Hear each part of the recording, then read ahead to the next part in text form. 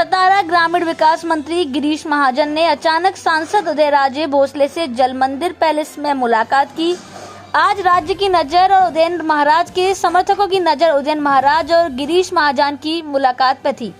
कुछ दिनों से सांसद उदयनराजे भोसले के कार्यकर्ता उम्मीदवारी के मुद्दे पर आक्रामक हो गए, इसलिए इस मुलाकात से कार्यकर्ता उम्मीद लगाए हुए थे। क्या उदयनराजे को मिलेगा बीजेपी से लोकसभा का टिकट, ये जानने के लिए समर्थकों में उत्सुकता थी। महाराज के समर्थक इस बात को लेकर उत्सुक हैं, बैठक में क्या चर्चा होगी। गिरीश महाजन ने पत्रकारों से जब सब खुलासे किए। गिरीश महाजन ने कहा कि श्री उदयनराजे भोसले की उम्मीदवारी छोड़ने का कोई सवाल ही नहीं है। इसके विपरीत वह इस बात पर चर्चा करने आए हैं कि राज्य में चुनावों के लिए उनका उपयोग कैसे किया जा सकता है। महाजन ने कहा कि टिकट मांगने की जरूरत नहीं है, टिकट की घोषणा वरिष्ठों ने की है, चर्चा चल रही है। चूंकि तीनों दल चर्चा कर रहे हैं, इसलिए श्री उदयनराजे की उम्मीदवारी की घोषणा करने में समय लग रहा है। महाजन ने कहा, माड़ा में भी तनाव है। रणजीत सिंह नायक निवालंकर परेशान है, लेकिन मैं माड़ा जाऊंगा और सभी को बतलाऊंगा कि चर्चा से कोई रास्ता निकलेगा। मध्ये दररोज मी तुमच्या माध्यमातूनच बघतोय, इकडे बोलणं चाललंय, तिकडे बोलणं चाललंय, इतक्या जागा मागतायत, तितक्या मागतायत, पण अजूनही कुठे त्यांचं केवळ वाटत ठरत नाही. आणि आता ते अंतिम याच्यावर आलेले आहेत की आम्ही आमच्या जागा लढू, असे मी आज महाराजांनी भाजपसाठी राजीनामा दिला होता, त्याची उतराई कशी करणार? आता मी तेच सांगतोय तुम्हाला, परत परत एकच प्रश्न फिरून आहे. मराठा समाज 1000 उमेदवार देण्याची तयारी होती लोकसभेसाठी सातारा जिल्ह्यात. आता कसं लोकशाही आहे या ठिकाणी, तर प्रत्येकाला उभा राहायचा अधिकार आहे. कोणी फॉर्म भरू शकतो, 1000 काय अजून जास्त भरू शकतात. जो निकष पूर्ण करेल, कागदपत्र पेपर वगैरे बरोबर देईल, सगळ्यांना उमेदवारी मिळू शकते. चर्चेसाठी शिवेंद्रराजेंच्याकडे जाणार आहेत का? चर्चेसाठी शिवेंद्रराजे अजून तरी तसं काही ठरलेलं किंवा माझं त्याचं बोलणं झालेलं नाही. बोलणं झालेलं नाही माझं त्या बाबतीमध्ये. मी फक्त महाराजांचीच रात्री त्या क्षणी बोललो आणि या ठिकाणी आलेलो. गडचिरोलीची जागा असं काय ठरलं का? मी असं कुठे एकदम या टोकावरून त्या टोकावर तुम्ही येऊ नका. एकदम पूर्वेवरून पश्चिमेवर असं काही येऊ नका. तसं मला वाटतं कुठेही असं काही बोलणं चाललंय मला ऐकवत नाही. आणि मी त्या सिस्टीम मध्ये मी त्या ठिकाणी नाही. त्याच्यामध्ये असं ठरलंय की जे माजी अध्यक्ष आहेत, मग चंद्रकांत दादा आहेत, सुधीर मुनगंटीवार आहेत, रावसाहेब दानवे आहेत आणि देवेंद्रजी आणि बावनकुळे साहेब आहेत, हे त्या समितीमध्ये आहेत. आणि पार्लमेंटरी बोर्डवरती आहेत, त्याच्यामध्ये देवेंद्रजी आणि बावनकुळे साहेब आमचे आहेत. महाराज तुम्ही राज्यातल्या प्रत्येक प्रश्नामध्ये महत्वाची भूमिका बजावता. मराठा आंदोलन असो किंवा आता माडाचा जो तिढा सुरू आहे त्याच्या अनुषंगाने, एकूण हा तिढा साताराचा जो आहे जागेचा, तो सोडवण्यासाठी तुम्ही आता काय भूमिका पुढे मांडणार आहात, काय सांगाल? नाही, तिढा हा नाहीच आहे मला असं वाटतं. आपण त्याला तिढा करतायत. मी वेगळ्या कामासाठी या ठिकाणी आला, तुम्ही जागा वाटपाचं म्हणताय. मला असं वाटतं की नाही, निश्चित भेटल्यामुळे, चर्चेमुळे किंवा कुठे तर काल माडाचा असेल तर प्रश्न सुटत असतात. कुठे असा कुठला प्रश्न आहे का तो सुटत नाही म्हणून, तो कसा ना सुटत असतो. चर्चेतून कुठेही मार्ग निघत असतो आणि म्हणून ती चर्चा करण्याचं काम मी त्या ठिकाणी करतो. इथे काही प्रश्नच नाहीये, इथला हा काही प्रश्नच नाहीये, हा प्रश्नच नाहीये. त्यामुळे इथे काही प्रश्न उपस्थित करण्याचं कारणच नाही. जलमंदिराच्या चर्चेत काय घडलं, भाजपकडून खरं म्हणजे मी काल मोहिते पाटील साहेबांकडे आलेलो होतो, पुण्याला होतो, नंतर त्यांच्याकडे आलो आणि आज मुद्दामून भेटायला महाराजांना मी आलो. खरं म्हणजे महाराजांचे माझे संबंध अतिशय जुने आहेत, म्हणजे कॉलेज पासून आहेत. त्यामुळे नेहमी आमच्या बाहेर शिक्षक पुण्यात असते. पण आज निवडणुका लागलेल्या आहेत, लोकसभेच्या बिगुल वाजलेला आहे, आचारसंहिता लागलेली आहे.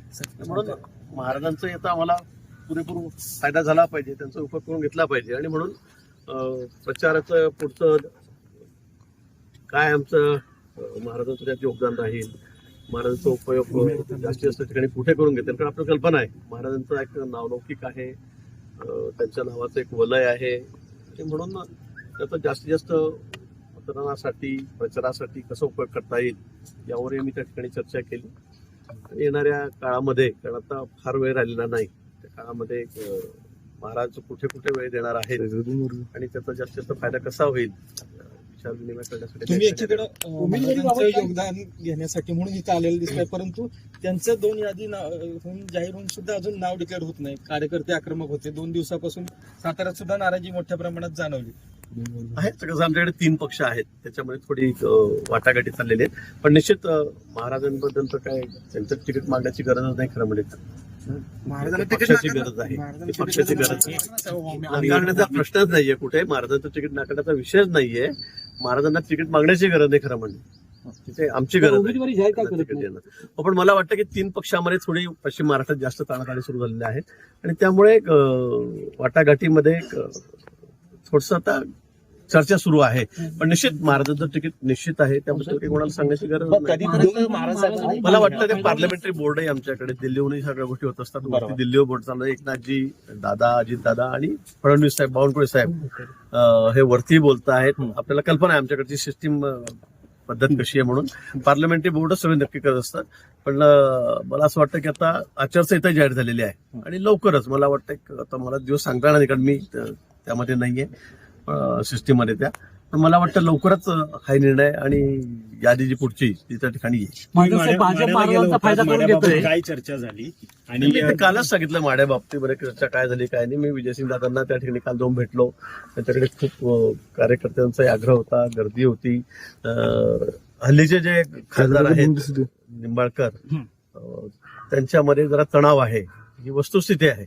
आणि म्हणून त्या तिकिटावरून त्यांचं थोडंसं म्हणणं वेगळं होतं आणि म्हणून त्यांचं जाणून घेण्यासाठी किंवा त्यांच्याशी बोलण्यासाठी मुद्दामून देवेंद्रजींनी मला या ठिकाणी पाठवलेलं होतं. काल त्या बाबतीमध्ये सविस्तर चर्चा त्या ठिकाणी झालेली आहे. पुन्हा देवेंद्रजी त्यांच्याशी त्या बाबतीमध्ये बोलतील आणि मला वाटतं की सगळे प्रश्न सुटतील. महाजन साहेब, उदयनराजे भोसले हे राज्यातलं एक मोठं व्यक्तिमत्व आहे आणि महत्वाचे नेते आहेत. मात्र यांना जर तिकीट डावललं गेलं तर मात्र मराठा समाजामध्ये उद्रेक पाहायला मिळेल. यामुळे ही नाराजी तुम्ही मराठा समाजाची उडवून घेणार नाही. कधीपर्यंत यांचं मला वाटतं तशी वेळ येणारच नाही. तशी वेळ येणारच नाही. मी तुम्हाला तेच सांगतोय. तिकीट नाकारलं तुम्हाला कोणी सांगितलं? मला म्हणजे हेच कळते तुम्ही का बळजबरीत नाकारलं सांगता. आता कसं आहे, आता आपल्याला कल्पना आहे पहिल्या यादीमध्ये आता उद्धवजींनी किती आकार तांडव केलं होतं गडकरी साहेबांबद्दल. आता गडकरी साहेब तर राष्ट्रीय अध्यक्ष राहिलेले आहेत, राज्यामधले देशातले वजनदार नेते पण आहेत, जुने नेते सगळ्यातले ते आमच्याकडे. पण असं नाहीये, प्रत्येकाची वेळ असते. पार्लमेंटरी बोर्ड आहे आमच्याकडे. त्याच्यामुळे मला असं वाटतं की सगळं चर्चा होऊन आपशातल्या एकटी भाजपची जी जबाबदारी असते मध्य प्रदेश, राजस्थान सारखी तर मग गुजरात सारखी तर मग विषयच नव्हता. पण इथे 3 पक्ष 3 मित्र आपल्या सोबत असल्यामुळे त्या ठिकाणी थोडी चर्चा करावी लागते, थोडीशी वाटाघाटी चाललेल्या आहेत. मला वाटतं पण लवकरच हा निर्णय होईल. वंचित फॅक्टर किती झाले? वंचित आघाडी अजूनही महाविकास आघाडीमध्ये सामील होत नाही. वंचित आघाडीच्या जागा त्यांचा प्रश्न आहे. वंचित आघाडी सामील होत आपल्या नाही. वंचित आघाडीचा किती इफेक्ट चालेल आपल्या महाराष्ट्रात? नाही तर बघा, पक्ष म्हटला तर प्रत्येकाचा इफेक्ट आहे, कोणाचा जास्त आहे, कोणाचा कमी आहे. पण तो वंचित आघाडीच्या बाबतीमध्ये दररोज मी तुमच्या माध्यमातूनच बघतोय, इकडे बोलणं चाललंय, तिकडे बोलणं चाललंय, इतक्या जागा मागतायत, इतक्या मागतायत. तो हमारे साथ देखते रहिए फाइट अगेंस्ट क्रिमिनल चैनल और पढ़ते रहिए fight against criminal daily newspaper. आज की खबर में बस इतना ही। वीडियो को लाइक करें और चैनल को सब्सक्राइब कर लें जिससे आने वाली वीडियो की नोटिफिकेशन आपको मिलती रहे।